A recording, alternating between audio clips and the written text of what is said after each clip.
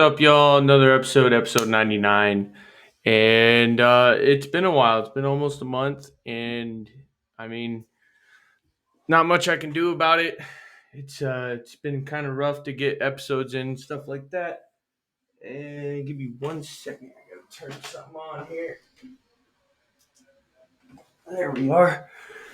All right, got some better lighting in here now. So obviously a lot of things have happened. College World Series, some huge trades and signings have happened in the NBA, stuff like that. Um, so let's jump into it. College World Series was pretty cool. Florida and LSU. LSU ended up coming out on top. They kind of actually went back and forth. I would say it was an evenly matched game. It just seemed like one team was awake one day and the other wasn't. And LSU came on top, I believe, because, that team was stacked from top to bottom. They have a bunch of first rounders. Paul Skeens is going to go probably number one overall come draft. And like dude's pumping 99 consistently in college, and you can only imagine what he's about to do in the big leagues. They also have like an Otani type player as well coming out of Florida. Both teams have super stacked lineups that had really good players, and it was an entertaining series. It went one game. LSU, I can't remember off the top of my head. LSU, Bama, not Bama. LSU and Florida kind of just went back and forth. One game was a blowout, the next was a blowout by the other team, and then LSU just stomped on their throats in game three and really closed it out. All right, moving on. So like obviously we all know, just the past couple weeks and stuff that and everything going on in the NBA, LaMelo Ball got paid. $260 million contract. Another big name, Draymond Green, got paid. Stayed with the Warriors, $100 million contract, 4 years. He's going to be there for a little bit longer. So obviously, a lot of people were saying he was going to go to Phoenix. Obviously, did not happen. Another big name to mention as well is Chris Paul went to the Warriors and Jordan Poole went to the Wizards. Um, that's just, and then Kyle Kuzma got his big contract as well. So there's that going on as well. Jordan Poole leaving Golden State obviously was a bit of a statement, and they chose to keep Draymond over Jordan Poole. Jordan Poole had a horrible season, and not to mention postseason. I think they possibly right now Warriors are having a very weird offseason, not a known offseason, but very weird. It's been well known that they need to get another big man on the team. And so far all the big man players that were available have so far signed, and the Warriors decided to bring in Chris Paul and another veteran point guard, forget the guy's name. But it has been very weird, very odd, doesn't really make any sense. But we have to deal with it. Kyrie Irving stayed with Dallas Mavericks. Wasn't too sure what was going to go on there, and that pretty much has been how the NBA kind of has been rolling. All Star break is coming up for MLB, and Otani so far has 31 home runs and is creeping up on the um, home run record that Aaron Judge for the American League that Aaron Judge just set last year.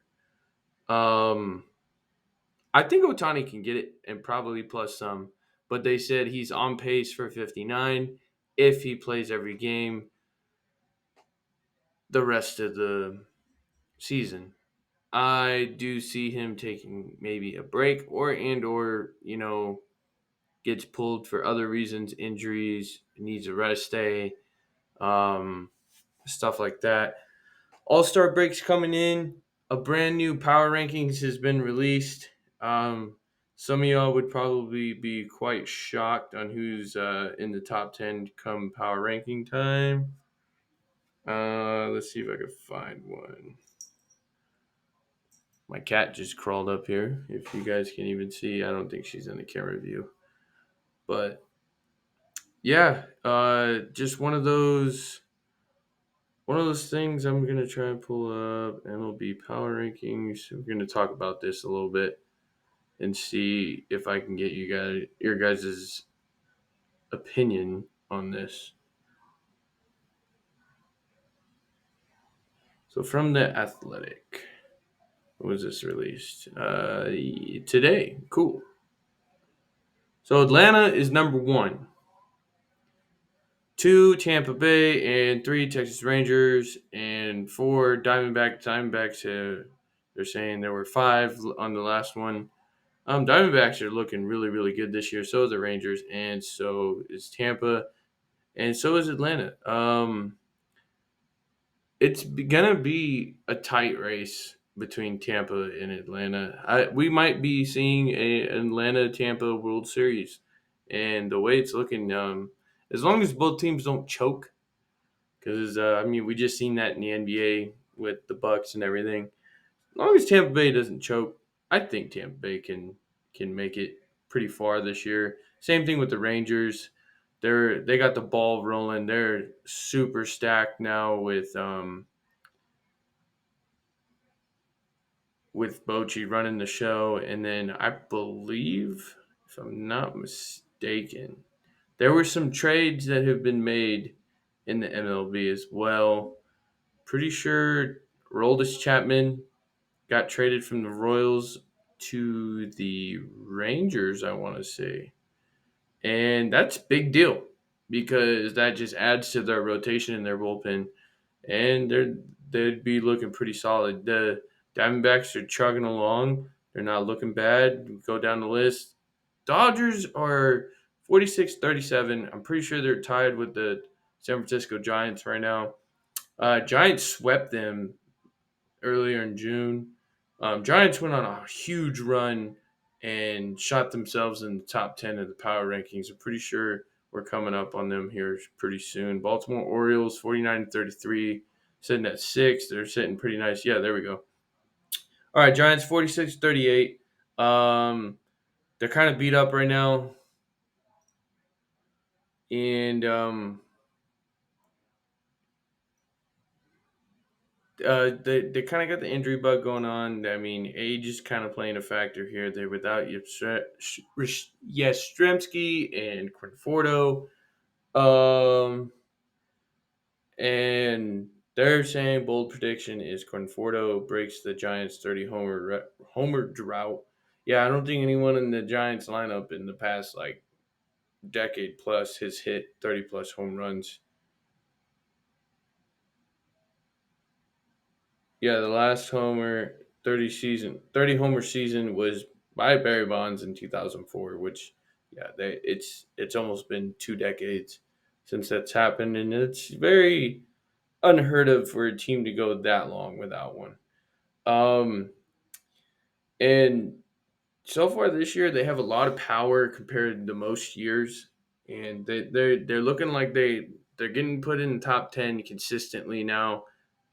They're playing as a top 10 team, although their series with the Mets was really shaky. The Mets have also been quite shaky come this All Star break, and then all of a sudden, the last two games, the Giants have kind of let it slip through their fingers. They're dealing with injuries in the pitching staff, offense a little bit too, running a little low on personnel. They're one of the few teams that does the platooning and rotate a lot of players, and a lot of the times, almost all the players on the team end up in the lineup at some point in the game, depending on how the game goes. Houston Astros 46-38 and Miami Marlins 48-37, and the Cincinnati Reds 45-39. The Reds, despite their record, right? They're sitting pretty nice with their record, but like they are in the media almost on a daily for like daily yeah, for their rookie, De La Cruz. Um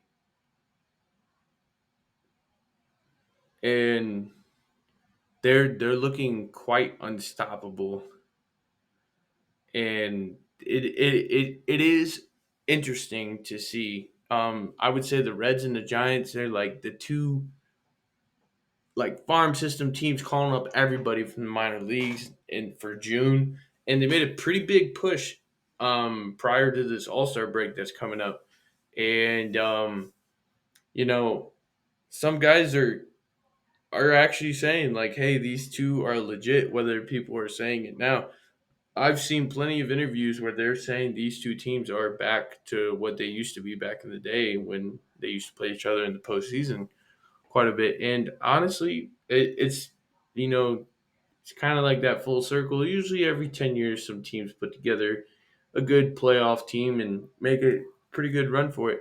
This is the best I've seen the Giants in the past couple years. They look more consistent than ever. Besides that run where they had 107 wins in that one regular season and then just choked in the first round.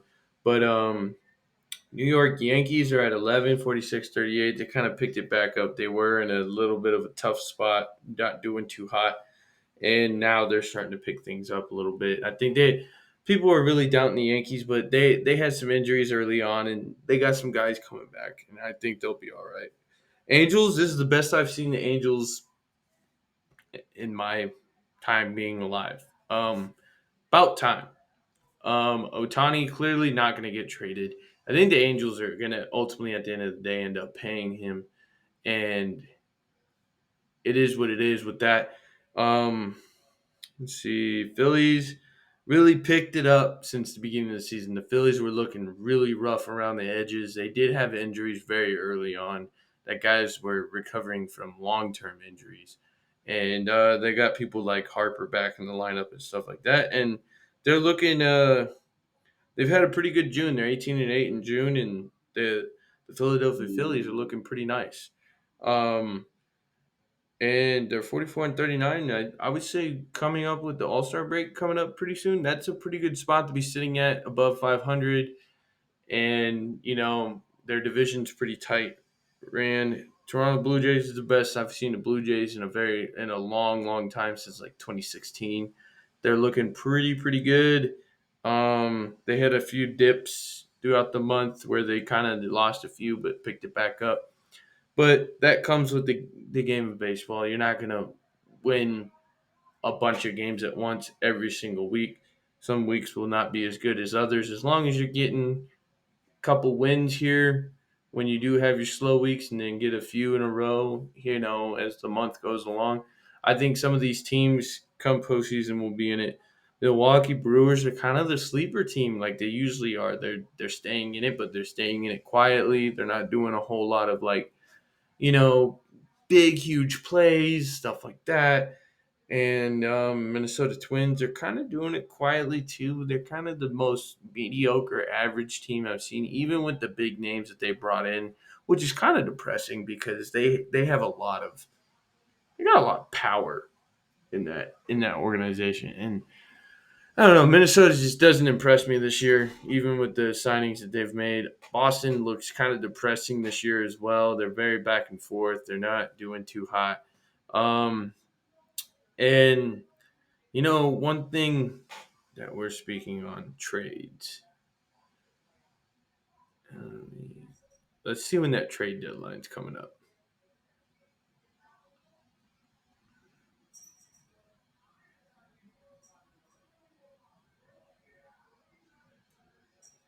Hmm. hmm, hmm, hmm.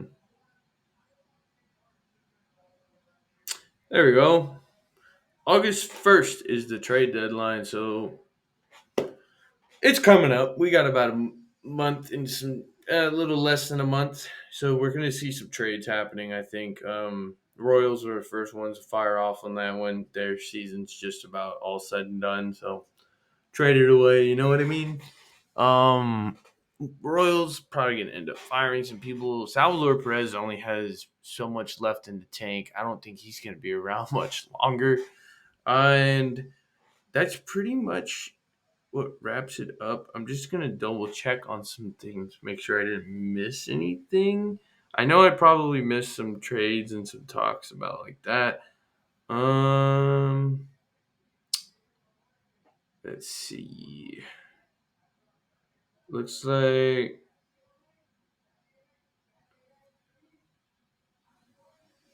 Anthony Edwards gets a contract extension, staying with the Wolves, the Timberwolves, and he got a 5-year rookie max deal. Okay, so that's another big signing. So he's staying there for long term. They're trying to build around him. And other than that, guys, there's really not much going on. So I'm going to dive into something real quick. Obviously, I haven't been posting as much episode wise and stuff like that. We're on episode 99 for those that don't know. It's been a long, long road. Kind of went back to running it solo for the foreseeable future. I am due to move soon, and my time here in Kansas is coming to an end. Hopefully for good. Hopefully I never have to come back here. And if I do, it'll be because it'll be way later down the line for whatever reason. But I don't plan on coming back here. I'm moving very soon in October. I really, really am going to probably have a hard time putting together some episodes since that is coming up. So bear with me, be on an understanding. This is probably going to be one of the last episodes I make for quite some time. Going to school, working a lot, and prepping to move. So I hope you guys understand the situation that I'm in and what has been going on and the reason for episodes not coming out weekly as much. And honestly, it's because I'm doing it by myself a lot now, and it's kind of hard to put together content lately with the way my work schedule has been wishy-washy. And until I move, I don't think, and come closer to football season, there's only one major sport really going at it right now besides like off season signings and stuff like that.